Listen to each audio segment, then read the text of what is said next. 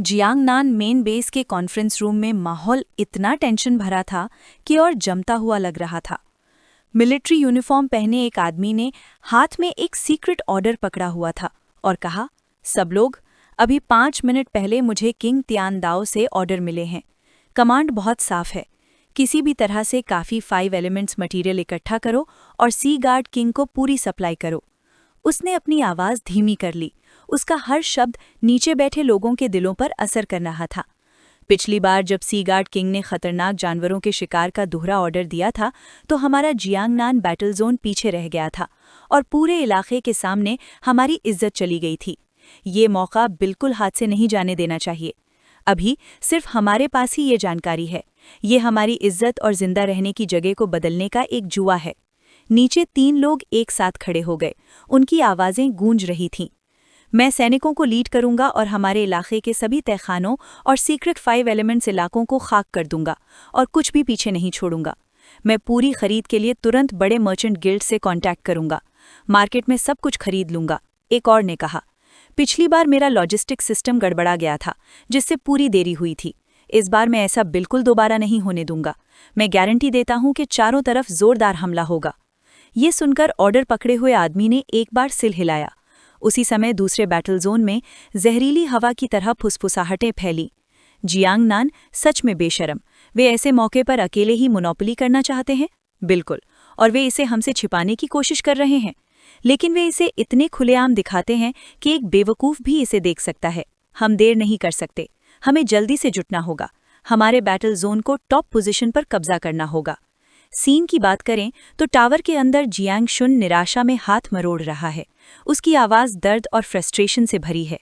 Master, मुझे साफ याद है, आज सुबह मैंने यूं ही कहा था कि जियांगनान के स्टोरेज से अपने इस्तेमाल के लिए कुछ 5 एलिमेंट मटेरियल ले लूं। तो अब ऐसा कैसे हो गया कि पूरा देश ऐसे दहाड़ रहा है और शोर मचा रहा है जैसे बिजली कड़क रही हो, उस खतरनाक जानवर के पिछले शिकार से भी ज्यादा जोर से? गू केटियन शिकायत सुनकर जोर से हंस पड़ा। हा, मुझे भी इसकी उम्मीद नहीं थी। पता चला कि तुम्हारी बुलाने की ताकत अब बेमिसाल ऑर्डर की हदें पार कर गई है। एक ऐसी बात जिसने पूरी दुनिया को हिलाकर रख दिया। जियांग शुन ने जबरदस्ती मुस्कुरा दिया। हे, मेरा शुरू में इरादा था कि मैं इसे थोड़ा टेस्ट करूं, लेकिन अचानक इसने पूरे देश में हंगामा खड़ा कर दिया। वैसे ये अच्छा है, इसे बड़ी लड़ाई से पहले मिलिट्री ट्रेनिंग समझो। पूरे देश का इस्तेमाल करने से एकता की भावना जरूर मजबूत होगी। गू केटियन को फिर एक पुरानी बात याद आई। उसकी आंखें थोड़ी देर के लिए मजाकिया हंसी से चमक उठीं। क्या आपको अभी भी ग्वांगहाई के नेशनल गार्ड युनजियन तियान याद है? पहले घमंडी और खुद को बड़ा समझने वाले ऐसे बर्ताव करते थे जैसे दुनिया पर उनका ही राज हो। फिर भी अब वे विदेश में अपने असली मातहतों को 5 एलिमेंट मटेरियल जोर जोर से खरीदने के लिए पैसे देते हैं। सच में अजीब बात है। ये सुनकर जियांग शुन हंसा। उसकी आंखों में उत्साह चमक रहा था। इसमें कोई हैरानी की बात नहीं है। लाइट पिलर का आकर्षण कोई छोटी बात नहीं है। मैंने सुना है कि वुशियांग का नेशनल गार्ड कुछ दिन पहले ही आया है और पहले ही 9वें साइकिल तक पहुंच गया है। वैसे मास्टर, मैंने आपको हाल ही में टावर में जाते नहीं देखा। क्या मैं पूछ सकता हूं क्यों? गू केटियन ने अपनी ठुड्डी पर हाथ फेरा, एक पल चुप रहा, फिर धीरे से सिर हिलाया। शायद इसलिए क्योंकि मैं रैंक में आगे बढ़ने वाला इंसान नहीं हूं। वहां बैठने से भी कोई तरक्की नहीं होती। बेवजह जगह घेरना बेकार है। बेहतर है कि इसे उन लोगों पर छोड़ दिया जाए जिनके पास अभी भी आगे का रास्ता है। वो थोड़ी देर के लिए रुका। उसकी आंखें गहरी थीं, जैसे कोई दूर की आवाज़ सुन रहा हो। कहा जाता है कि अर्थ टूम्ब में एक जगह है जिसे इटर्नल ब्लेड अबिस कहते हैं। एक ऐसी दुनिया जहां बहुत सारे खतरनाक ब्लेड मास्टर्स की अमर निशानियां हैं। ये एक ऐसी दुनिया है जो खून की रोशनी और बढ़ते हुए मारने के इरादे से बनी है। जियांग शुन चौंका और उसने अपना सिर उठाया। उसकी आवाज़ में जोर था। मास्टर, क्या आप सच में अर्थ टूम्ब जाने का प्लान कर रहे हैं? गू केटियन ने हिचकिचाहट नहीं दिखाई। उसकी आंखें लड़ने के जोश से जल रही थीं। वो तेजी से आगे बढ़ा और उसने अपना भारी हाथ अपने शिष्य के कंधे पर रख दिया। हाँ, आज मैं यहाँ सिर्फ तुम्हें अलविदा कहने आया हूँ। ग्रेट समर अब मेरे लिए कोई रास्ता नहीं है। बाहर निकलने का एकमात्र रास्ता अर्थ टूम्ब है। मैंने अफवाहें सुनी हैं कि अर्थ टूम्ब के अंदर 5 सबसे ऊंचे दर्जे हैं: डिवाइन, हेवन, अर्थ, मिस्टीरियस और इंपीरियल। आपके बड़े भाई जी गैंग ने स्वर्ग खोलने वाले ब्लेड के सिर्फ एक ही वार से सीधे रहस्यमयी रैंकिंग के टॉप 10 में जगह बना ली है। आसमानी रास्ते से मिलने वाले इनाम लगातार मिलते रहते हैं। अब वो लगभग 7वें ट्रांजिशन पर पहुंच गया है। जब गू केटीएन ने ये बताया तो वो आधा शर्मिंदा आधा गर्व से घमंड की एक मुस्कान थोड़ी देर के लिए उसके होठों को छू गई। एक गुरु शांति से अपने सभी शिष्यों को खुद से आगे निकलते हुए कैसे देख सकता है? और तो और, कम से कम मुझे स्वर्ग रैंकिंग में अपना नाम तो बनाना ही है। जियांगशुन ने उत्साह से जवाब दिया। उसकी आंखें सम्मान से चमक रही थीं। गुरु, आप तो पहले से ही इस दुनिया का चमत्कार। तुम्हारा नाम सीधे भगवान की रैंक तक पहुंच सकता है। ये सुनकर बूढ़े टीचर जोर से हंसे। अभी भी मेरा लगता है जो अच्छी बातें कहना जानता है। लेकिन अगले ही पल उनके हाव भाव अचानक गंभीर हो गए। उनका लहजा सख्त लेकिन गहरे प्यार से भरा हुआ था। शाओशेंग, तुम्हारा रास्ता और भी खतरनाक होता जाएगा। तुम्हारे कंधों पर बोझ और भी भारी होता जाएगा। लेकिन अच्छी तरह याद रखना, तुम कभी अकेले नहीं होगे। तुम्हारे पीछे अभी भी मैं, तुम्हारे साथी शिष्य और बाकी सब हैं। जियांगशुन ने आंसू रोक लिए। उसके घुटने जमीन पर लग रहे थे जब वो गहराई से झुका। उसकी आवाज़ कांप रही थी लेकिन पक्की थी। मैं तुम्हारा शिष्य, तुम्हारी शिक्षाओं को अपने दिल में बसाता हूँ और तुम्हारे मार्गदर्शन के लिए शुक्रगुजार हूँ। गू पाइतिएन ने धीरे से सिर हिलाया, जैसे सारी चिंताएं दूर हो गई हों। बिना किसी हिचकिचाहट के उसने अपनी पीठ मोड़ ली और चला गया। हवा में सिर्फ एक लंबी विदाई की आवाज़ गूंजती हुई। मैं अब जा रहा हूँ। जियांगशुन ने झुककर सिर झुकाया। उसकी आवाज़ गंभीर और इज्जतदार थी। उसने मास्टर के लिए शांति और सुरक्षा की दुआ की। आपकी यात्रा पर? एक हफ्ते बाद जियांगनान वॉर जोन के अंडरग्राउंड वेयरहाउस में शाओवू एक मुर्गी खा रहा था। उसके पंख डांस की तरह लय में फड़फड़ा रहे थे। आंखें नफरत से नीचे देख रही थीं। स्नैक्स का ये ढेर इस सम्राट के मुंह में भरने के लिए भी काफ़ी नहीं है। नीचे जियांगशुन ने ऊपर देखा और इमोशनल होकर आह भरी। हालांकि गांव के स्वर्गीय सम्राट की लड़ने की ताकत डरावनी थी, लेकिन ये भूख शायद स्वर्ग और पृथ्वी के लिए बहुत ज़्यादा थी। अगर पूरे देश का 5 तत्वों का सामान भी इकट्ठा कर लिया जाए तो भी ये सिर्फ कुछ ही बार पेट भरने के लिए काफ़ी होगा। इसे एक बड़ी ताकत बनाना स्वर्ग में चढ़ने का सपना देखने जैसा ही था। उसकी नज़र नीचे जमा भीड़ पर पड़ी। शाओवू के बच्चे पहले ही बढ़कर 15 मिलियन हो गए थे। गांव का स्वर्गीय सम्राट घमंड से बैठा था। उसका चेहरा नीचे की ओर झुका हुआ था। उसकी आवाज़ उदास और नफरत भरी थी। मेरे मालिक, आपका ये एक्सप्रेशन, क्या आपको इन छोटे कीड़ों से खुशी नहीं है? हम्फ, क्या आपको सचमुच लगता है कि 5 एलिमेंट्स को मैनिपुलेट करना हमारी सबसे बड़ी पावर है? शाओशेन हैरान रह गया। उसकी पुतलियां सिकुड़ गईं। तुम्हारा क्या मतलब है? शाओवू ने अपना छोटा लेकिन खतरनाक हाथ ऊपर उठाया। एनर्जी की धाराएं गरजने लगीं जब वो एक साथ आईं। कीड़े चीख रहे थे और घूम रहे थे, जिससे एक चमकदार ब्लैक एनर्जी स्फीयर बन गया। इसकी डरावनी पावर ने पूरे अंडरग्राउंड चेंबर को हिला दिया। उसकी आवाज़ गूंजी, 5 एलिमेंट्स तो बस एक मामूली नींव हैं। गांव के स्वर्गीय सम्राट 5 एलिमेंट्स की असली पावर 5 एलिमेंट्स के फ्यूजन में है। जैसे ही उसने बोलना खत्म किया, शाओशेन की आंखों के सामने एक भयानक आकृति ने आकार ले लिया। एक बहुत बड़ा टिड्डा जिसका शरीर जिंदा मेटल से बना हुआ लग रहा था, जिससे तूफान जैसी भारी ऑरा निकल रही थी। शाओशेन खुद को रोक नहीं पाई और चिल्लाई, ये 5 एलिमेंट्स विलेज हेवनली बीस्ट है। क्या ये पावर सचमुच 10 स्टेजेस की ताकत को एक्टिवेट करने के लिए काफ़ी है? शाओवू मुड़ा। उसके तेज पंजों ने अचानक उसका चेहरा कसकर पकड़ लिया। उसकी आंखें पागलपन से जल रही थीं। एक्टिवेट हो गई? 1000 खाने वाले जानवर असल में 10th दर्जे के थे। इसके अलावा एक कीड़ा जो हदों को पार कर गया था, हेवनली डाओ की सील से बच निकला था। लेकिन अब इस छोटे लेवल पर मैं सिर्फ 10 छोटी सांसें ही ले सकता हूँ। हालांकि इसका कोई मतलब नहीं है। जब तक मैं काफ़ी खाता रहूँगा, एक दिन ऐसा आएगा जब मैं अपने अंदर पूरा हेवनली डाओ निगल जाऊँगा। ये सुनकर जियांगशुन ने जोर से अपना हाथ छुड़ाया और जोर से चिल्लाया, बस बहुत हो गया। अगर हेवन का डाओ खाना चाहता है तो वो इंतज़ार कर सकता है। अभी के लिए मैं तुम दोनों को पहले हुआ नेशन में एक अच्छी दावत के लिए ले चलता हूँ। जैसे ही ऑर्डर इंस्टेंटली फैला, उसकी आवाज़ जोर से गरजी। वो बख्तरबंद कीड़ों का झुंड पूरी तरह से मुझ में मिल गया, सिर्फ कीड़ों के अड्डे को छोड़कर। खाने वाले सम्राट की आर्मी, पूरी सेना दूसरे अड्डे में पीछे हट गई। कीड़ों के झुंड की दहाड़ से हवा हिल गई। शाओवू मुस्कुराया। उसके दांत ब्लेड जैसे तेज थे और वो स्वर्ग की ओर चिल्लाया, हुआ नेशन, डर से कांपो, खाने वाला राजा आ रहा है। बाहर हलचल देखकर जियांगशुन पैंगनी कपड़े पहने एक औरत के पास गया। उसकी आवाज़ धीमी और स्थिर थी। चलो, बूढ़े साइटों को बचाने के लिए हुआ नेशन चलते हैं। रास्ते में हम एक और फायदा उठा लेंगे।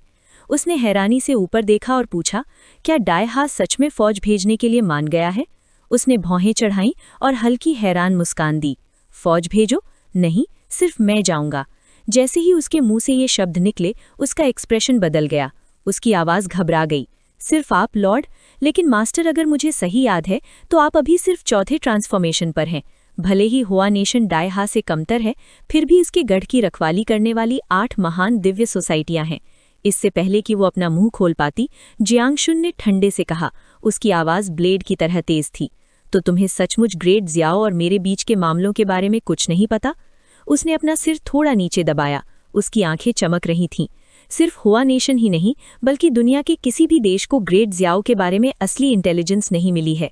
और तुम्हारी बात करें तो दादाजी ने सिर्फ यही कहा है, तुम उसके मालिक हो। इसके अलावा और कुछ पता नहीं चला। जियांगशुन कुछ देर चुप रहा। उसे आगे समझाने की जहमत उठाने की कोई परवाह नहीं थी। आखिर में उसने धुंध जैसा हल्का सा वाक्य कहा, ठीक है, मैं भी शब्दों से थक गया हूँ। बस मेरी बात मानो, खुद देखो और समझो। साइतो अयाका ने ये सुनकर बेचैनी महसूस की और धीरे से आह भरी। मास्टर को बहुत ज्यादा भरोसा है। मुझे चिंता है कि इस रास्ते में किस्मत से ज्यादा खतरा है। अगर आगे कोई रास्ता नहीं है तो मुझे डर है कि मुझे उसे छोड़ देना चाहिए। हुआ नेशन के जंगल में रात होते ही सीन बदल गया। एक सीक्रेट पेट्रोल पहरा दे रहा था जब अचानक हवा में एक टेलीपोर्टेशन लाइट चमकी।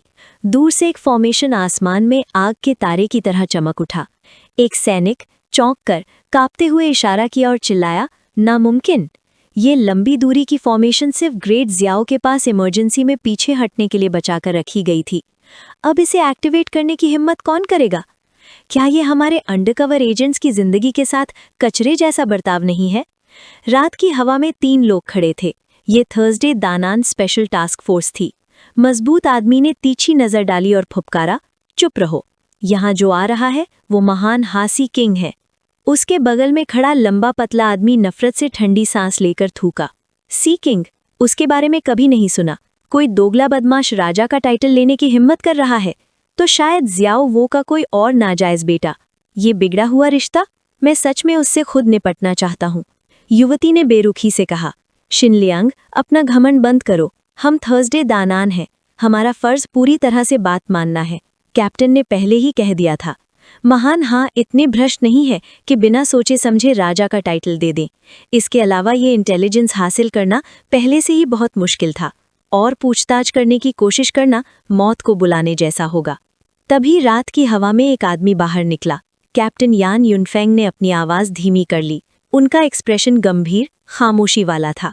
वो आदमी खुद आ गया है। जैसे जैसे हर सांस रुकी, जियांगशिन ने अपना सिर उठाया। अंधेरे में एक हल्की सी मुस्कान फैल गई। उसकी आवाज़ में मजाक गूंज रहा था। ओह, कितना जोश आ गया! जिस पल शिन लियांग ने उसका चेहरा देखा, उसके मन में गुस्सा भड़क उठा और वो गुर्राया, धत तेरी की, एक दोपंथी राजा बनने की हिम्मत कैसे कर सकता है? सच में जियाओ वो का मिला जुला खून। लेकिन इससे पहले कि वो और कुछ कह पाता, जियाओ शेन मोक ने जल्दी से इशारा किया। उसका चेहरा पीला पड़ गया था। चुप हो जाओ, ठीक से कोऑपरेट करो। कैप्टन यान युनफेंग जल्दी से आगे बढ़े। उनका चेहरा कुछ देर के लिए टेंशन में था, लेकिन फिर भी मुस्कुराने के लिए मजबूर कर रहा था। लॉर्ड सी सप्रेसर, मैं यान युनफेंग हूँ, यिंगवा में night hand special task force का कैप्टन। आपसे मिलकर खुशी हुई। जियांगशिन ने थोड़ा सिर हिलाया। उसकी नज़र कुछ देर के लिए उस पर गई और फिर उसने रूखेपन से जवाब दिया, नमस्ते कैप्टन यान। लेकिन जब युनफेंग की नज़र गलती से पास खड़ी बैंगनी रंग की लड़की पर पड़ी तो उसे शक हुआ, ये औरत कौन है? इससे पहले कि वो अंदाज़ा लगा पाता, शिन लियांग अचानक पीछे से जोश में चिल्लाया, साइतो अयाका, वो साइतो कबीले की कमाल की लड़की है, धत तेरी की, सच में वही है। माहौल कांप उठा। सब चौंक गए, सिवाय जियांगशिन के जो शांत रहा। उसकी आवाज़ ठंडी हवा की तरह थी, टेंशन मत लो, वो अभी मेरी नौकर है। जैसे ही उसने कहा, युनफेंग एक पल के लिए हैरान रह गया और कन्फ्यूजन में पूछा, नौकर? तो यिंगवा में तुम्हारा आना पूरी तरह से साइतो परिवार की वजह से था? जियांगशिन बच नहीं पाया। हाँ, मैं यहाँ बचाने और खून का कर्ज चुकाने आया हूँ। उसकी आवाज़ शांति को चीरती हुई एक ब्लेड की तरह निकली। फिर वो मुड़ा और तेजी से एक एक शब्द पूछा, क्या तुम सबको अंदर जाने का रास्ता पता है? इससे पहले कि कोई जवाब दे पाता, धरती और आसमान हिल गए। आसमान फट गया और दूर का एक एस्टेरॉयड अचानक चमकदार लाल रंग में चमक उठा। खून के रंग से रंगा हुआ उससे एक डरावनी रोशनी निकली जिससे रूह कांप गई। युनफेंग ने अचानक ऊपर देखा, उसका चेहरा मौत जैसा पीला पड़ गया, जैसे चिल्ला रहा हो, ये बुरा है, तुमने यिंगवा के टैबू को छुआ है, लानत है। कुछ सेकंड बाद उसने तुरंत जियांगशिन का हाथ पकड़ा और उसे खींच लिया। सबको वार्निंग देने के लिए जोर से चिल्लाया, खतरा है, सब लोग जल्दी भागो। जियांगशिन, जो अभी भी साफ नहीं था कि क्या हो रहा था, हैरानी से पूछा, क्या हो रहा है? इस समय युनफेंग मुड़ा और उसे समझाया, आसमान में बचे हुए चांद को चांदनी रात का कीड़ों का राजा कहा जाता है। एक बार जब कोई ऐसा व्यक्ति जो वेरीफाइड नहीं है गाओ तियानवा 3 शब्द बोलता है तो उसे पता चल जाएगा। साउंड प्रूफ स्क्रीन भी उसे नहीं रोक पाएंगी। एक बार मार्क हो जाने पर एनफोर्सर उन्हें देवताओं के खिलाफ ईशनिंदा के जुर्म के लिए पीछा करेगा। जैसे ही उसने बोलना खत्म किया, उसके 2 टीममेट पहले ही मार्क हो गए थे। शिन लियांग घबराहट में चिल्लाया, ओह, हम बर्बाद हो गए, पहले ही मार्क हो गए। फिर वो जियांगशिन पर इल्जाम लगाने के लिए मुड़ा, इशारा करते हुए लगातार शब्द फेंक रहा था, जबकि किंगमे ने बीच बचाव करने की कोशिश की। क्या तुम सब यहाँ पूरी तरह से बिना तैयारी के आए हो? क्या तुम हमें मरवाना चाहते हो? शिन लियांग ने काम रहने को कहा, लेकिन साइतो अयाका ने सबको इतना गुस्सा देखकर जल्दी से सारा इल्जाम अपने ऊपर ले लिया। सॉरी, साइतो परिवार ने पहले इसे वेरीफाई किया था, लेकिन उसे बताना भूल गए। जियांगशिन बस कड़वी मुस्कान के साथ उनसे उल्टी दिशा में भाग गया, बोलते हुए, तुम्हारी रिएक्शन को देखते हुए तुम्हें सच में मेरे बारे में बिल्कुल भी पता नहीं है। फिर उसने चुपचाप सोचा, बहन हुआन्यू, तुम्हारा इन्फॉर्मेशन डिफेंस बहुत टाइट है। उसका अजीब बर्ताव देखकर यूनफेंग ने तुरंत पूछा, जियांगशिन, तुम क्या कर रहे हो? जैसे ही उसने बोलना खत्म किया, उसने जंगली चांद की ओर दौड़ने के लिए 9 टेंटिकीज वाला बैनर बुलाया, एक साथ चिल्लाते हुए, क्या ये सिर्फ एक नकली चांद नहीं है? इसमें डरने की क्या बात है? आसपास के सभी लोग इस सीन को देखकर बहुत हैरान थे। उनमें से हर कोई देख रहा था और हैरानी से एक साथ चिल्लाया, ये है। लेकिन उसी समय एक तीसरी आवाज आई, धत तेरी की, जैसा कि उम्मीद थी, विंड किंग लापरवाह नहीं है।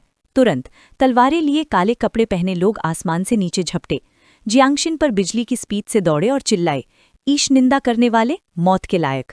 फिर भी उस आभा के साथ जियांगशिन शांत रहा और मुंह बनाया, हे, एक साथ ट्रांजिशन, 2-6 ट्रांजिशन, कुल 15 ट्रांजिशन।